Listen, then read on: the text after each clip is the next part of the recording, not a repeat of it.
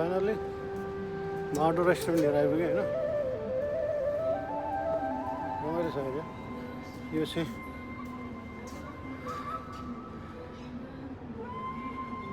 बोर्डहरू छैन मरिना हो। त्यो चाहिँ मेरो काम गर्ने ठाउँ नजिक चाहिँ आइसक्यो। अब कसै टाढो छैन।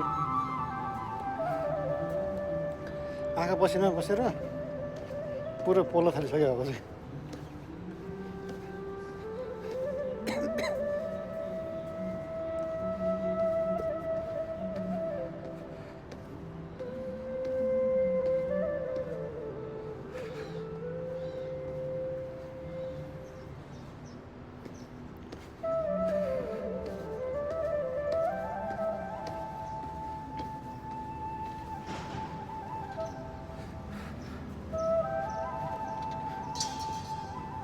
रुखहरू चाहिँ पुरा हरियाली चाहिँ मस्त छ यो ठाउँमा। यो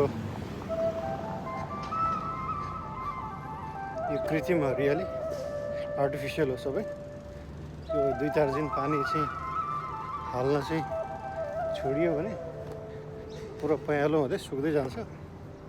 तर पनि यहाँको विकास देख्दाखेरि चाहिँ बडो अचम्म लाग्छ। यति छोटो समयमा नि यति धेरै प्रगति चाहिँ हुन सक्ने रहेछ। यदि चाहिँ